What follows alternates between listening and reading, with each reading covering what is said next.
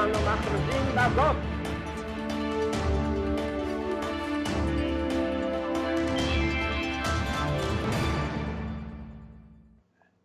Hello, I'm Barry Shaw, and this is The View from Israel.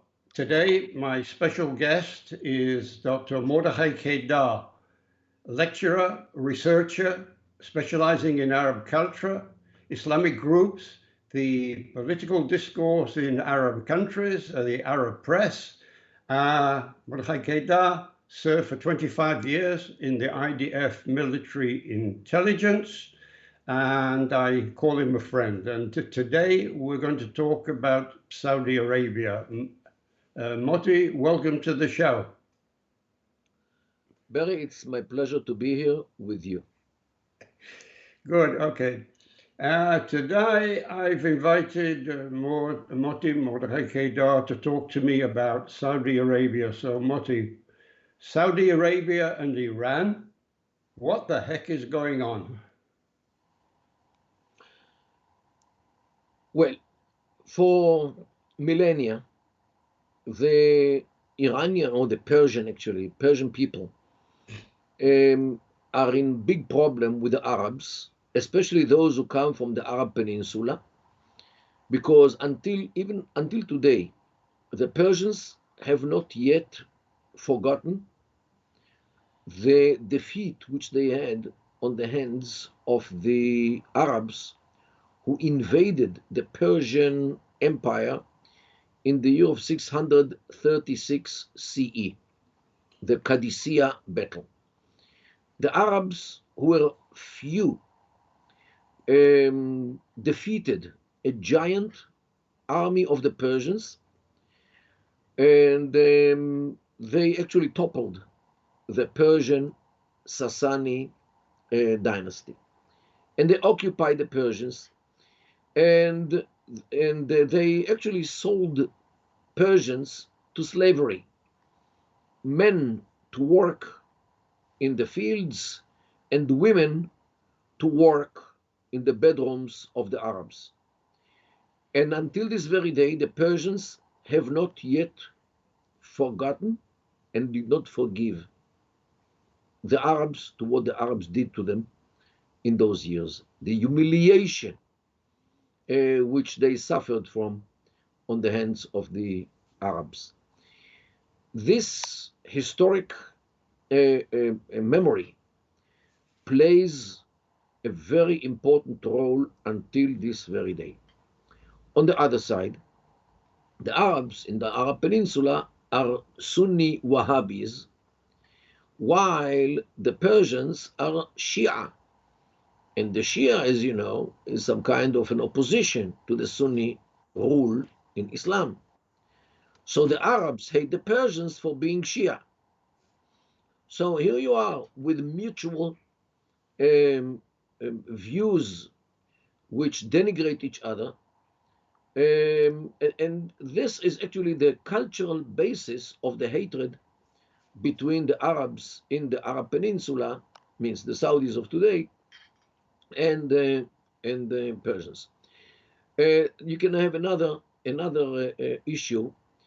The Saud family, Al Saud, those who established the kingdom like 100 years ago, they occupied Mecca and Medina because they are originally not from Mecca and Medina, from the Hijaz area. They are from the Najd heights, which are in the center or more to the east of the Arab Peninsula. They don't belong in the Hijaz, in Mecca and Medina. However, after they occupied Mecca and Medina some 100 years ago, especially exactly 100 years ago, they declared that they are the custodians of the two holy places, or the defenders of the two holy places, means Mecca and Medina. And this actually what gives their kingdom the seal, or the religious seal, of approval.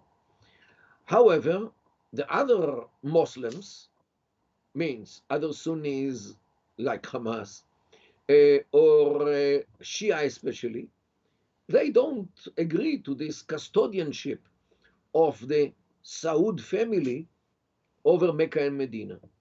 And the Persians, means the Shia, keep claiming that they belong in Mecca and Medina no less than the Saudi family, who is originally not from Mecca and Medina. So the struggle over Mecca and Medina is also in the background of the tension between Saudi Arabia, the kingdom, which belongs to this family, and the Persians, especially those who are enlightened by the Wilayat al-Faqih, means the rule of the men of religion in the Persian or the Iranian version. So, and you can read another thing is the tension on the hegemony in the Gulf.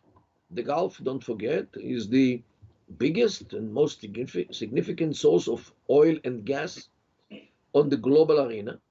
And whoever has the hegemony over this area controls more or less the world from the economic point of view. So they are competing with each other on this issue. The Persians in the east side of the Persian Gulf and the Saudis on the western side, while the Persians succeeded to stick a knife into the Saudi side by recruiting Qatar. And Qatar actually is with Iran, although it is on the western side of the Persian Gulf, attached to Saudi Arabia. So here you have also the hegemony over the Gulf. And don't forget the prices of oil, which each and every one of them can influence tremendously. And you can add another things like the struggle in Yemen, where the government is supported by the Saudis, and the Houthis, the rebels, who are Shia, are supported by the Iranians, and the Iranians supply, give them a supply of missiles and whatever they need, while the Saudis try to support the government. So they actually have also wars, ongoing wars between them. And don't forget what happened in the night of mid-September 2019, like 3.5 years ago, when the Iranians, without any notice, um, attacked facilities of Aramco and destroyed some half of the Saudi capacity of exporting oil for months. They paralyzed it almost totally. So, and they caused tremendous losses to the oil industry of the Saudis, who are depending on this industry. So, wherever you look in this area, you see struggles, you see problems between.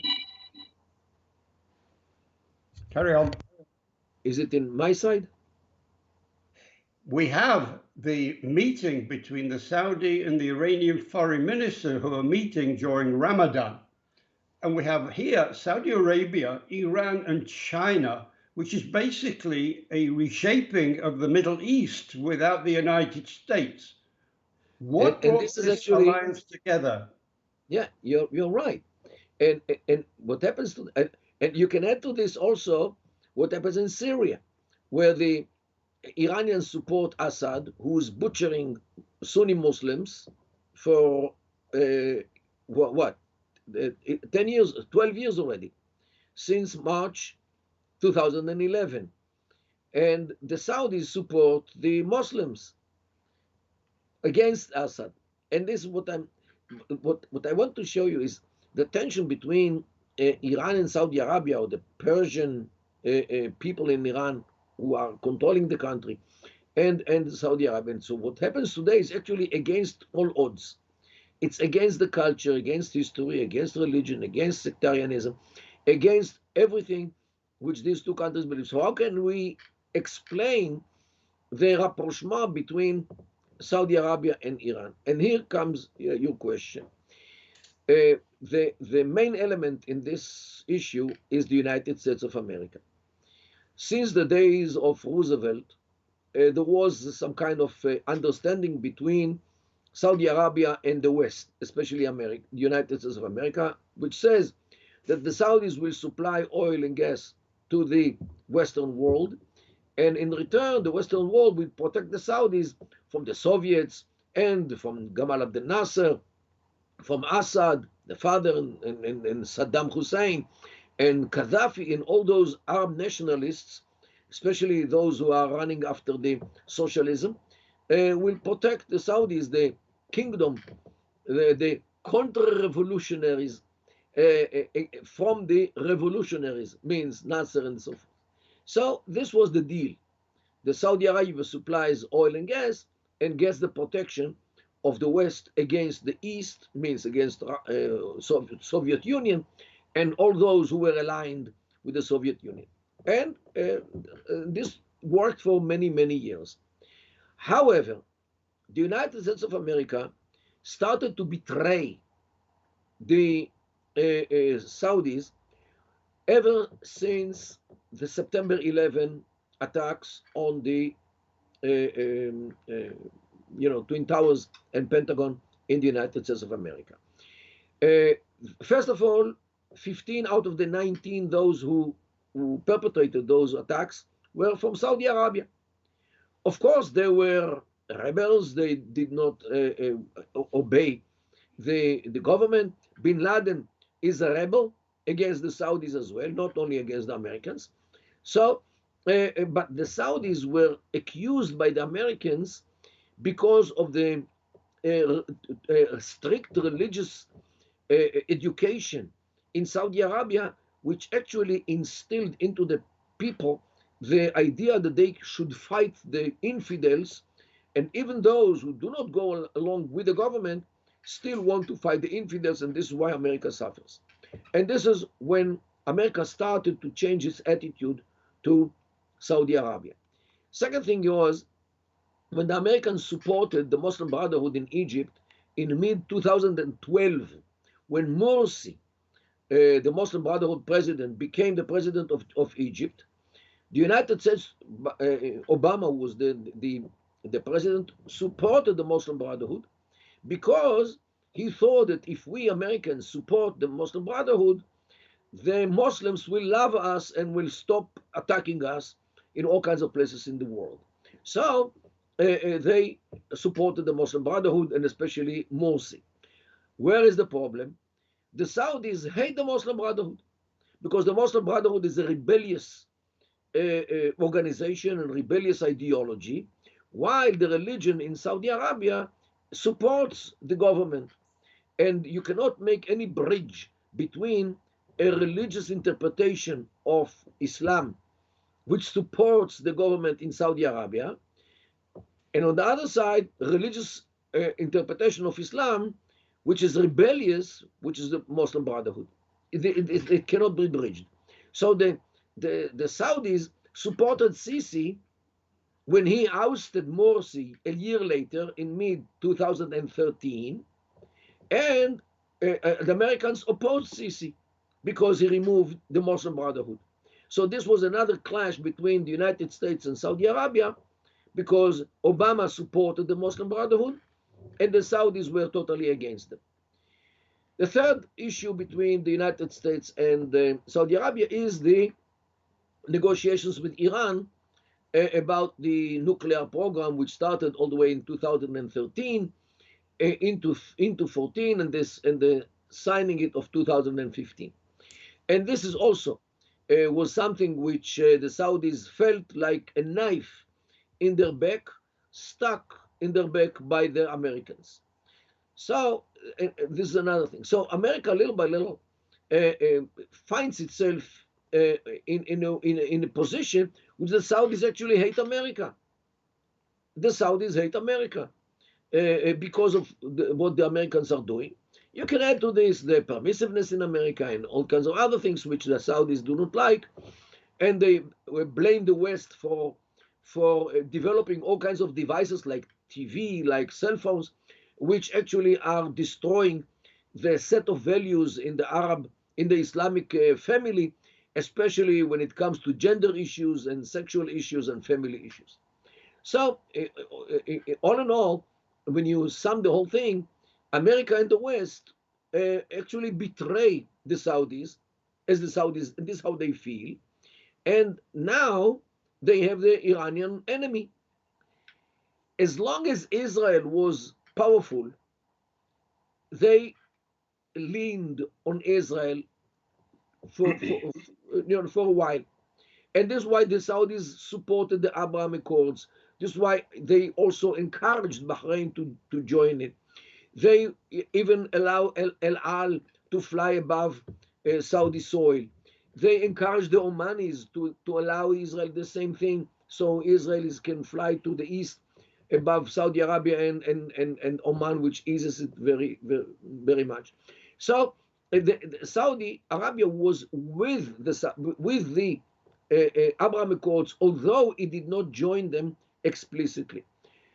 However, Israel, through the last couple of months, is viewed as weak country because of the demonstrations, because of the inner problems here between the government and the Supreme Court, and all the what we see today about the miluimniks, the reservists who say that they will not serve in reserve. All these things which give Israel a weak image.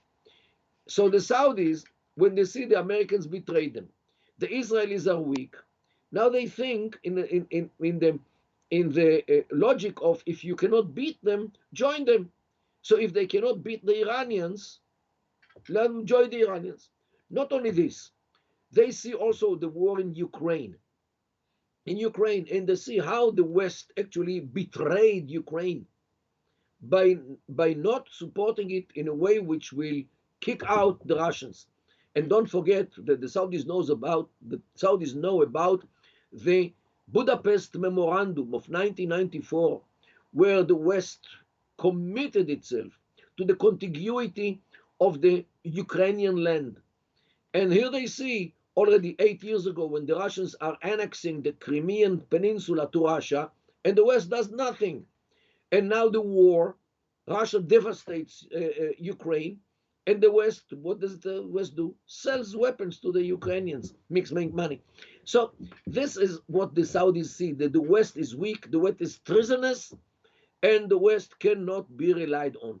So they decided to change their position and to join the victorious coalition, which is Iran and Russia and China and maybe North Korea as well, and Venezuela, and all these countries, which today are in some kind of a new pact, which replaced the Warsaw pact under the Soviet Union. Now Russia has the other friends.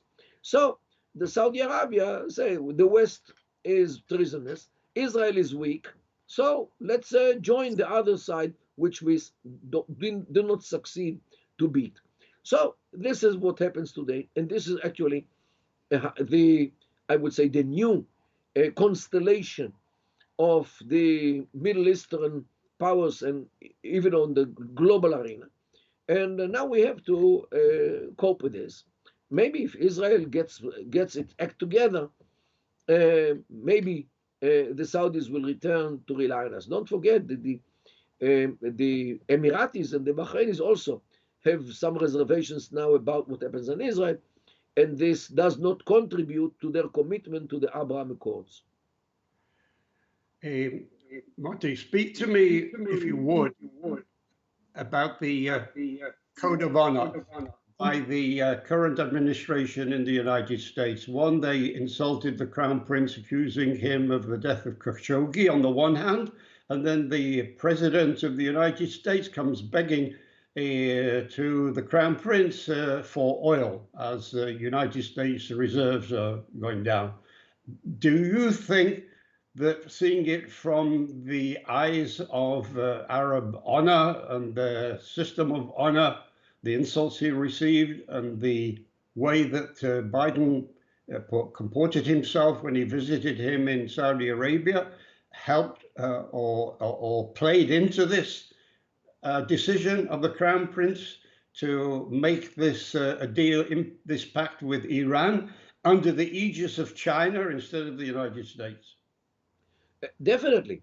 First of all, don't forget that Joe Biden was the vice president of Obama, who, to begin with, had the agreement with the Iranians. So this already is enough to color Biden in a very bad way in the eyes of the Saudis. Second thing is definitely you cannot bash us, in public because of what they did to Khashoggi ever since October 2018 when it happened in the consulate of the Saudis in Istanbul. And now you come to us to beg for oil and to use us as a means how to win in the elections, in the midterm elections in the United States. The Saudis, I think that they were laughing at him. They were actually mocking at Biden, who, what, did you forget what you did to us? People in the desert never forget. They they have a saying that a Bedouin took revenge after 40 years, and he says that he was hasty. Okay, 40 years it waits, and he was still, hasty. So this is how they think, and I think that the Biden made very big mistakes with Saudi Arabia, and the results are very obvious now, especially when this new rapprochement between Saudi Arabia and Iran is made by the matchmaker China. Means the Saudis actually give the Chinese the honor to be the master of peace, I would say, between Saudi Arabia and Iran, and not the Americans. So definitely, it is very significant in their eyes. Moti, I said at the beginning, you served 25 years in military intelligence. So, how do you look at the situation with regard to Israel right now? One of the things that Benjamin Netanyahu promised and hoped to do as prime minister was to bring in Saudi Arabia into the Abraham Accords. And I would think that if Israel is going to take some actions against Iran, how do we get out of this dilemma? And I agree with you that Saudi Arabia has been looking on Israel, and certainly the street protests and the provocations and the actions that they see on their TV screens that were began by the Israeli opposition obviously gave them the impression that Israel is not what I call a democracy on steroids, and you can see this being played out, but as if it's a collapse or a civil war within Israel. If you were giving advice to Benjamin Netanyahu, how would you advise him to approach a new approach, A, with regard to Iran, and B, with regard to Saudi Arabia? Well, there is a very tight connection between what happens domestically here in Israel and Israel's image and ability to do something in the Middle East. When they look at us today, with all the demonstrations and the disagreement about anything between the government and the opposition and the street and the court system, they do not take Israel seriously. For them, Israel is something because they think from their own point of view. They see what happened in Egypt, they see what happened in Syria, what happened in Libya, in Yemen. So they see if Israel is sliding into this civil war as they see it, who can rely on Israel? Israel cannot take care of itself. Can it take care of others? So definitely the image which Israel has these days in the Arab world and the Islamic world, and I even think globally, is a very weak country, very weak state with very weak leadership. And Netanyahu will have to work very hard in order to restore the Israeli image. And it might take years until people start taking Israel seriously. Well, on that pessimistic note, Motti, I think we must wrap up this show with regard to Saudi Arabia and Iran and the what's going on, which is not in the favor of Israel, according to your definition, and certainly not the United States. I'd like to have on the show in the future, if I may, Motti, to talk about local issues vis-a-vis Israel and the United States and where we're at right now in that relationship, and also the situation with regard to our ongoing battles against the Palestinian Authority, where the initiative seems to be on the Arab side, on the Palestinian side, that are in battles against each other on that. So this is a topic for another discussion. I hope you'll be my guest on that show as well. Thank you so much, Barry, and have a good day. Thank you, Dr. Mordechai Kedar, and viewers, if you like this video, please subscribe the button and receive future versions of The View from Israel. Click the like button and please share it with your friends and acquaintances. This is Barry Shaw, The View from Israel, saying shalom from Israel. Bye.